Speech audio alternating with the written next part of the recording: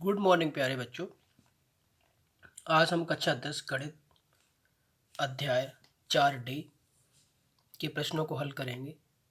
तो चलते हैं प्रश्न संख्या 1 की तरफ। तो बेटा हमारा प्रश्न संख्या 1 दिया है कि 6x घाते 2 ऋण 13x धन 5 बराबर 0 को पूर्ण वर्ग बनाकर हल कीजिए। तो इस प्रश्नावली को हल करने से पहले हमने एक पिछला वीडियो दिया था, उसमें हमने आपको बताया था कि किसी भी द्विघात समीकरण को पूर्ण वर्ग बनाकर हम कैसे हल कर सकते हैं। तो देखते हैं। दिया है 6x घाते 2 ऋण 13x धन 5 बराबर 0। तो पूर्ण वर्ग बनाने की विधि में हमारा जो पहला चरण है बेटा वो क्या है कि x घात 2 का जो भी गुणांक है उसको हमें 1 करना है। कितना करना है? 1। लेकिन इस प्रश्न में अभी x घात 2 का गुणांक कितना दिया गया है? 6। तो हम क्या करेंगे कि इस पूरे समीकरण में जो भी x घात 2 का गुणांक है उसका भाग दे देंगे। तो इसको यदि हम पूरे समीकरण को 6x घाते 2 ऋण 13x धन 5 बराबर 0 के लेफ्ट हैंड साइड में 6 से भाग देंगे तो राइट हैंड साइड को भी 6 से भाग देंगे। अब बेटा भाग देंगे तो इस 6 का पहले इसमें भाग दिया तो 6x घाते 2 बटे 6 ऋण 13/6x धन 5/6 बराबर 0 में किसी संख्या का भाग देंगे तो 0। अब बेटा 6 से ये 6 कट जाएगा तो जो बचा तो x घाते 2 ऋण 13/6x धन 5/6 बराबर 0। यहाँ तक तो हमारा बेटा पहला चरण हुआ। इसके बाद हमको क्या करना है कि x का जो भी गुणांक है, x का गुणांक अभी कितना है? ऋण 13/6। तो हम बताए थे कि इस गुणांक को आधा करेंगे तो बेटा ऋण 13/6 को आधा करेंगे तो हम 2 का भाग दे देंगे तो ये हो जाएगा ऋण के 13/12। ऋण के 13/12 इतना हुआ। अब इसको क्या करना है कि इस वाले जो भी हम हल करके आएगा इसका बेटा वर्ग, तो ऋण 13/12 इसका वर्ग जोड़ेंगे और घटाएंगे। तो हम बताए कि यदि कोई भी संख्या हमारी ऋण के अल्फा है, यदि इसका हम वर्ग करेंगे तो ये धन के अल्फा का वर्ग हो जाएगा। तो ये याद रखिएगा। तो इसी तरह से हम ऋण 13/12 का वर्ग करेंगे तो बेटा हमें जोड़ना और घटाना होगा 13/12 का वर्ग। तो इस प्रश्न को देखते हैं। तो x घाते 2 ऋण 13/6x दिया है। अब हम धन लगाएंगे, पहले जोड़ेंगे तो कितना जोड़ना होगा? 13/12 का वर्ग। तो 13/12 का वर्ग बेटा जोड़ा और यही 13/12 का वर्ग हमने घटा दिया और धन के 5/6 बराबर 0। अब एक सर्वसमता थी कि a धन b का होल वर्ग बराबर a घाते 2 धन 2ab धन b घाते 2। इसी तरह से a ऋण b का होल घात 2 बराबर a घात 2 ऋण 2ab धन b घात 2। अब हमको यहाँ देखना है कि x का गुणांक काय का है? ऋण का है। क्या चिन्ह लगा हुआ है? ऋण। तो हमें बेटा ये वाला फार्मूला भी यूज करना है, ये सर्वसम का यूज करनी है। तो बेटा यहाँ से लेके और यहाँ तक ये हो जाएगा ये वाला। तो इसकी जगह हम लिखेंगे ए का मतलब x। ऋण लगाया बेटा, ऋण लगाया। और b घात 2 का मतलब 13/12। तो 13/12 होल घात 2 ऋण। अब 13 का वर्ग करेंगे तो ये हो जाएगा 169/12 का वर्ग करेंगे तो 144 धन 5/6 बराबर 0। अब क्या करना होगा कि बेटा इसको तो लिखे देंगे जितना है उतना ही, 13/12 का होल वर्ग। अब हमें इसका एलसीएम लेना है तो ऋण लगा दिया बेटा। अब इसका 144 एलसीएम आया तो 144 का भाग 144 में देंगे, एक बार जाएगा। एक का गुणा 169 में करेंगे तो 169 धन लगाया। अब 6 का भाग 144 में देंगे तो कितने बार जाएगा? 6 दूना 12, 6 चौको 24, कितने बार गया 24 बार। अब 24 का 5 में गुणा करेंगे तो 120 बराबर 0। इसे लिखेंगे x ऋण 13/12 होल घाते 2 ऋण। अब 169 में से बेटा 120 घटाने होंगे तो ये बचेगा ऋण के 49/144 बराबर 0। अब बेटा इसे हल करेंगे तो इसे लिखेंगे x ऋण 13/12 होल घात 2 ऋण, इसे लिखेंगे 7/12 का होल घात 2 बराबर 0। क्योंकि ये हमारा 49 को 7 का वर्ग लिख सकते हैं और ये 12 का वर्ग लिख सकते हैं। चाहे तो इसमें वर्गांतर का फार्मूला लगा दीजिए। तो बेटा वर्गांतर का फार्मूला लगाएंगे तो वर्गांतर हमारा होता है a वर्ग ऋण b घाते 2 b वर्ग बराबर एक कोष्टक में a ऋण b और एक कोष्टक में a धन b। तो बेटा लगाएंगे तो x ऋण 13/12, अब ऋण b का मतलब कितना है 7/12, तो ऋण 7/12। दूसरे कोष्टक में हो जाएगा x ऋण 13/12 और धन 7/12 बराबर 0। बेटा इसे हल करेंगे तो ये हुआ x ऋण, देखो दोनों का हर समान है तो अंश अंश जुड़ जाएगा, तो 13 में 7 जुड़ेगा तो कितना हो जाएगा 20/12। इसी तरह से x, इन दोनों का हर देखो समान है, अब 7 में से 13 घटेगा तो बेटा ये आएगा ऋण के 6/12 बराबर 0। अलग अलग इनकी 0 की तुलना कर दीजिए तो x ऋण 20/12 बराबर 0। तो यहाँ से x का मान आएगा, ये पक्षांतर करेंगे ऋण का संख्या इधर जाएगा तो बेटा धन का हो जाएगा, तो 20/12 और ये 4 से कट जाएगा, 4 पंजा 20 और 4 तियां 12। तो जो x का बेटा मान आएगा वो आएगा 5/3, 5/3। और आगे देखते हैं दूसरे वाले को भी यदि हम 0 से बेटा तुलना करेंगे तो इसको भी 0 से तुलना करिए बेटा, तो ये हुआ x ऋण 6/12 बराबर 0। तो x बराबर पक्षांतर करेंगे तो धन का हो जाएगा और 6 एकम 6, 6 दूना 12, तो x का जो मान आया वो 1/2। तो इसलिए जो हमारा समीकरण दिया था 6x घाते 2 ऋण 13x धन 5 बराबर 0 के मूल की यदि बात करें, मूल या हल, तो जो बेटा जो x के जो मान आए हैं, आप लोग जो x के मान निकाले हैं, तो एक तो मान बेटा आया 1/2 और एक आया 5/3 और यही इस प्रश्न के उत्तर है। देखते हैं प्रश्न संख्या 2। तो बेटा जैसा प्रश्न संख्या दिया है 2x घाते 2 ऋण 7x धन 3 बराबर 0। तो इसमें सबसे पहले क्या करेंगे, इस x वर्ग का हम गुणांक 1 बनाएंगे तो कितने का भाग देंगे 2 का। तो बेटा भाग देते हैं तो 2x घाते 2 ऋण 7x धन 3 बराबर 0। इस पक्ष में भी बेटा 2 से भाग दे दो और इस पक्ष में भी 2 से भाग दे दो। तो भाग देंगे तो 2x घाते 2/2 ऋण 7/2x धन 3/2 बराबर इधर हो जाएगा 0। इस 2 से 2 कट जाएगा तो ये हुआ x घाते 2 ऋण 7/2x धन 3/2 बराबर 0। अब क्या करना है कि इस x के गुणांक कितना है 7/2, वो भी ऋण का, इसका हम आधा करेंगे तो कितना हो जाएगा ऋण के 7/2 दूना 4। अब इसका वर्ग तो ऋण 7/4 का बेटा वर्ग हो जाएगा, ऋण का वर्ग धन, तो 7/4 का वर्ग। अब इसे हम 7/4 के वर्ग को हम पहले जोड़ेंगे उसके बाद घटाएंगे। तो ये हुआ x घाते 2 ऋण 7/2x धन 7/4 का वर्ग ऋण 7/4 का वर्ग धन 3/2 बराबर 0।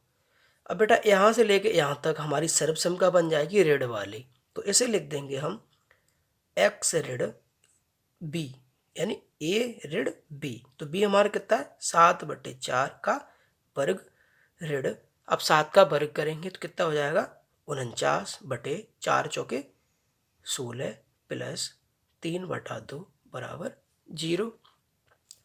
तो बेटा इसे हल करें तो x ऋण 7/4 का वर्ग ऋण एलसीएम लेते हैं तो इतना हो जाएगा 16। तो 16 का भाग 16 में देंगे, एक बार जाएगा तो बेटा ये ऋण की 49, धन लगाया, 2 अट्ठा 16 और 8 तियां 24 बराबर 0।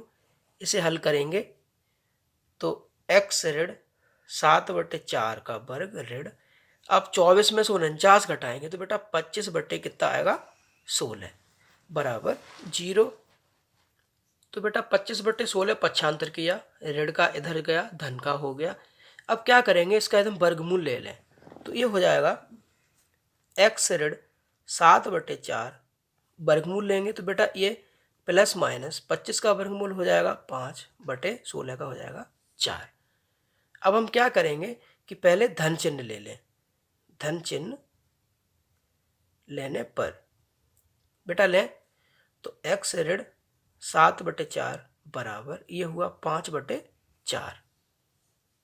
इसका धन चिन्ह लेना है तो x बराबर इधर पक्षांतर करेंगे तो 5/4, ये ऋण इधर जाएगा तो बेटा 7/4 धन का हो जाएगा। तो x बराबर ये जुड़ जाएंगे क्योंकि हर इनके समान है तो 12/4 और 4 तियां 12। तो जो x का मान आया वो कितना आया 3। इसी तरह से यहाँ ऋण चिन्ह ले लें। अब तो ऋण चिन्ह लेने पर तो बेटा ऋण चिन्ह लेंगे तो x ऋण 7/4 बराबर ऋण 5/4। इधर पक्षांतर करें इसे तो x बराबर ऋण 5/4 और ये ऋण का इधर आएगा तो धन के 7/4।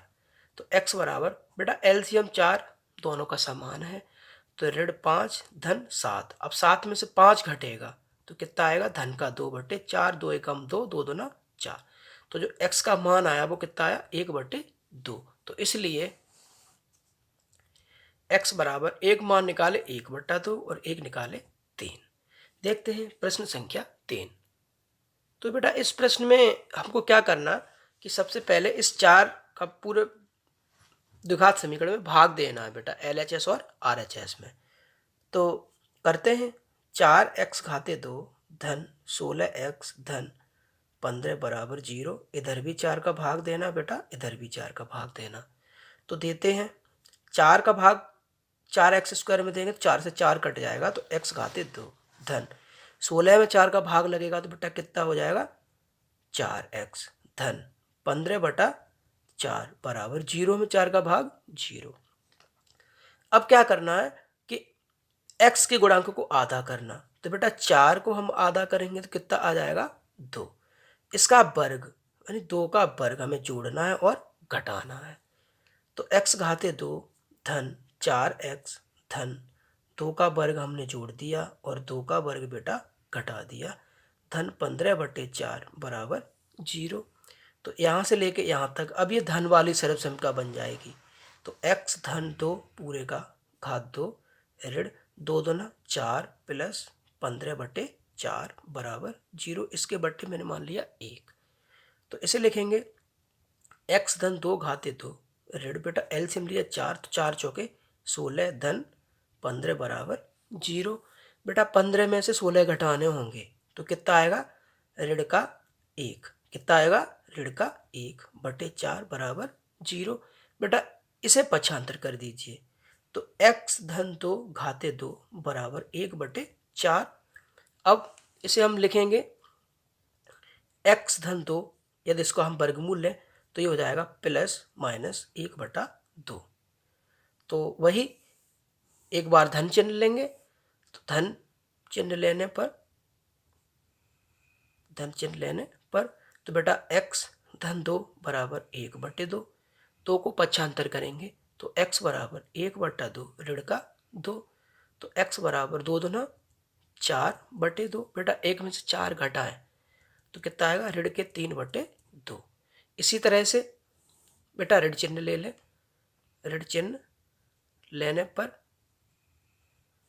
तो x धन 2 बराबर ऋण 1/2 इधर भेज दीजिएगा, पक्षांतर कर दो तो ऋण 1/2 ऋण 2।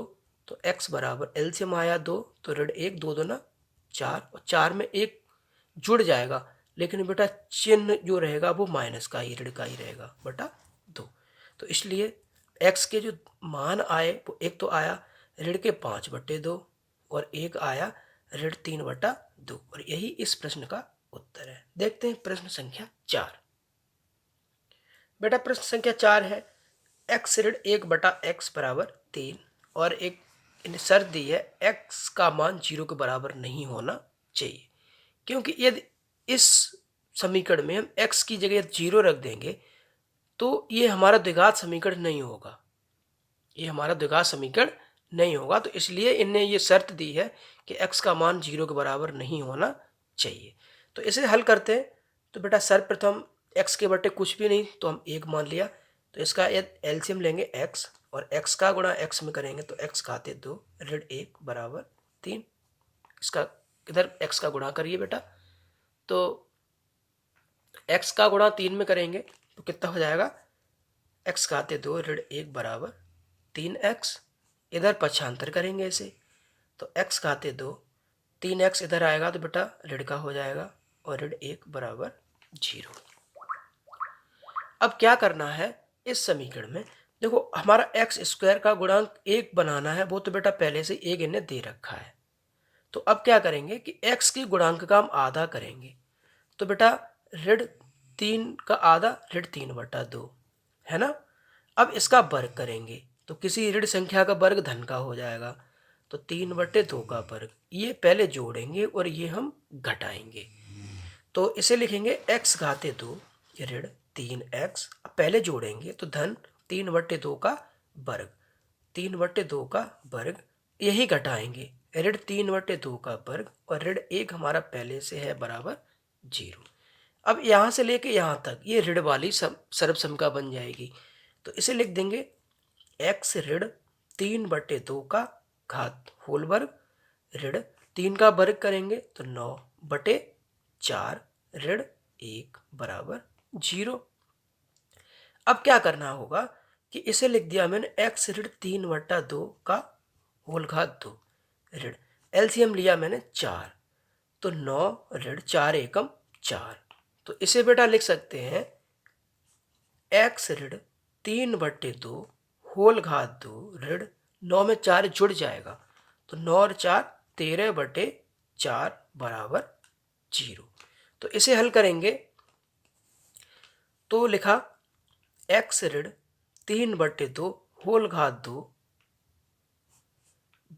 पक्षांतर करेंगे बराबर 13/4।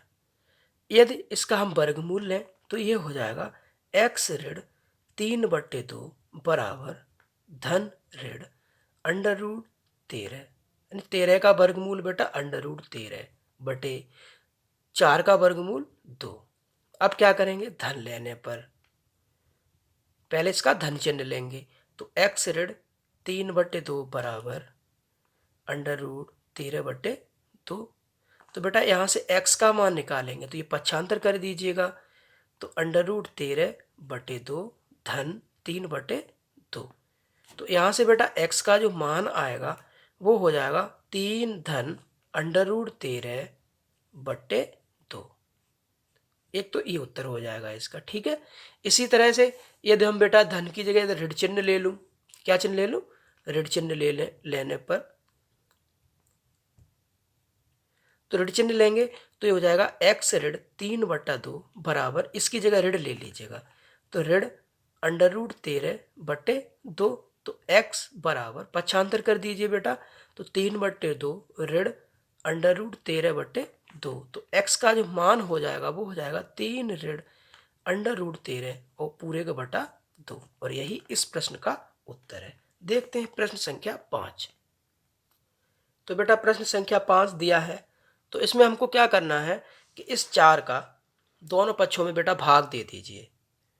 तो 4x घाते 2 धन 4 अंडर रूट 3x धन 3 बराबर 0। इस पक्ष में भी 4 का भाग दीजिए, 4 का भाग दीजिए। क्यों 4 का भाग देना है, क्योंकि हमें x घाते 2 का गुणांक 1 बनाना है। कितना बनाना है, 1। तो 1 बनाने के लिए हमें जो भी x घाते 2 का गुणांक है उसका हम पूरे समीकरण में भाग देंगे।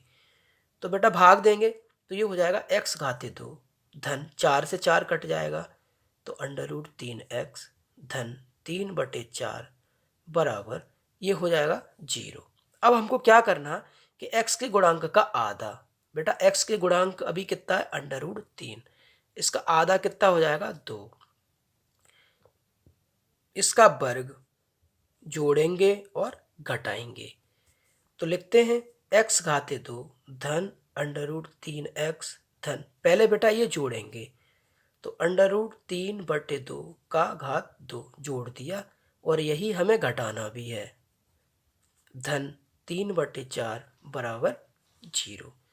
तो बेटा इसे हल करेंगे तो ये हो जाएगा x धन अंडर रूट 3/2 घात 2 ऋण अंडर रूट 3 का यदि वर्ग करेंगे तो बेटा अंडर रूट हट जाएगा, केवल 3 बचेगा, बटे 2 का वर्ग 4 धन 3/4 बराबर 0।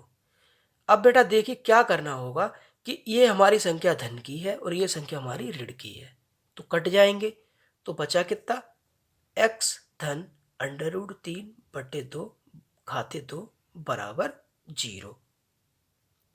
अब बेटा हमारा जो ये वर्ग में लिखा हुआ है इसे हम लिख सकते हैं x धन अंडर रूट 3/2 गुणे x धन अंडर रूट 3/2 बराबर 0।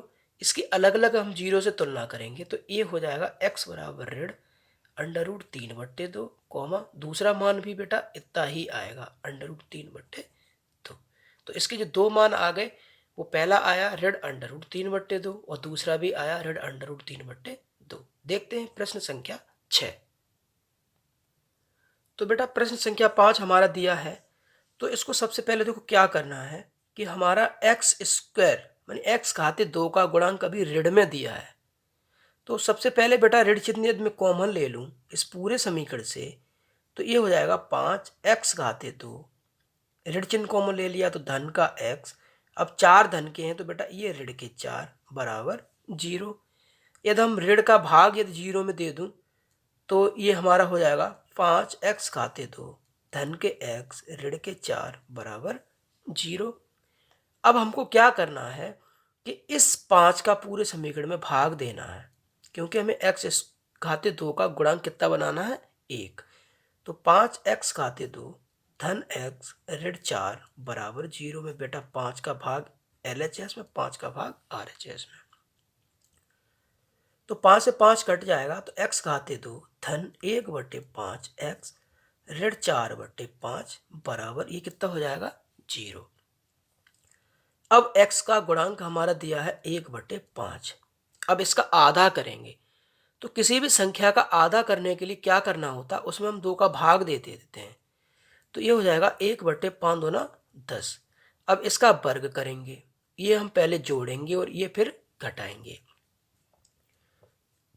तो x घाते 2 धन 1/5 x, बेटा पहले जोड़ते हैं तो 1/10 घाते 2 जोड़ा ऋण 1/10 घाते 2 घटाया उसके बाद ऋण 4/5 बराबर 0।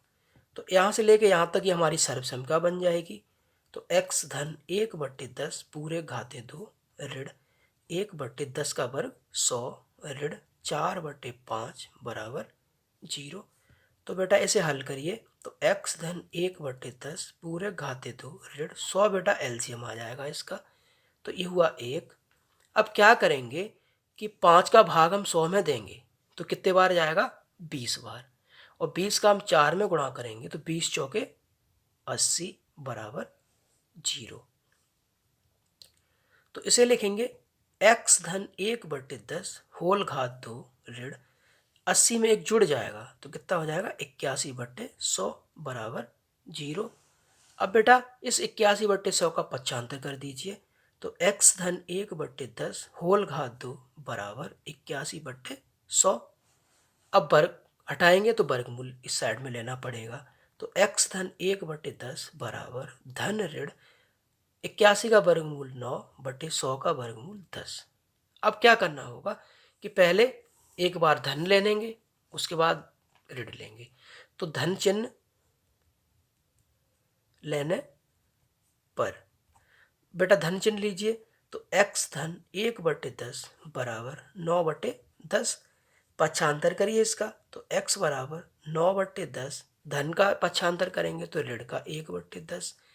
बेटा इन दोनों का एलसीएम समान है, तो 9 में से 1 घट जाएगा, तो कितना होगा 8/10, और 2 चौके 8, 2 पंजे 10। तो जो x का मान आया वो आया 4/5। इसी तरह से ऋण चिन्ह लेने पर तो x धन 1/10 बराबर ऋण 9/10। तो बेटा x बराबर पक्षांतर करिए तो ऋण 9/10 ऋण 1/10। तो x बराबर एलसीएम 10 ही हो जाएगा, तो ऋण के 9 और ऋण के 1, तो x बराबर ऋण 10/10, 10 से 10 कट गया, तो x का जो मान आया वो कितना आया, ऋण का 1। तो इसलिए x का मान 1 तो आया, ऋण का 1, और 1 आया 4/5, और यही इस समीकरण के हल हैं। देखते हैं प्रश्न संख्या अंतिम और प्रश्न संख्या 7। तो बेटा प्रश्न संख्या 7 दी है, तो सबसे पहले हमें इसका एलसीएम लेके हल करना होगा। तो एलसीएम हो जाएगा x धन 4 और x ऋण 7, इसका 1 में गुणा होगा, तो x ऋण 7 ऋण का गुणा x धन 4 में होगा, तो ऋण का x ऋण का 4 बराबर 11/30।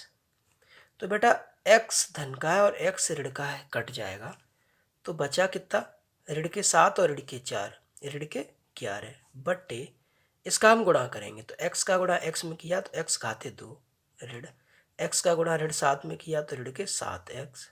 अब धन 4 का x हम करेंगे धन के 4x ऋण 4 सत्ते ऋण के 28 बराबर 11/30।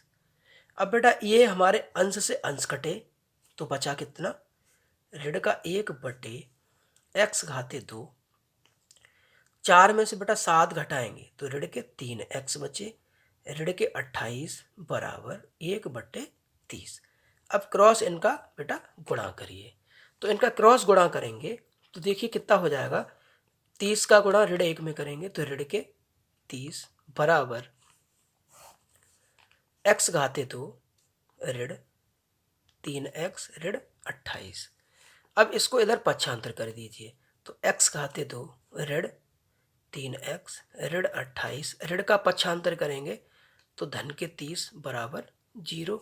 तो बेटा x घाते 2, अब ऋण के 3x और 30 में से 28 घटाएंगे तो कितना बचेगा, धन के 2 बराबर 0। अब हमारा यहाँ एक्स स्क्वायर का गुणांक बेटा 1 है। इसके बाद क्योंकि हमको सबसे पहले एक्स स्क्वायर का गुणांक 1 बनाना है, इसके बाद एक्स के गुणांक का आधा करेंगे, तो ऋण 3 का आधा ऋण 3/2, और इसका वर्ग करेंगे तो ये हो जाएगा धन, ऋण का वर्ग धन, तो 3/2 का वर्ग, ये पहले जोड़ेंगे उसके बाद घटाएंगे।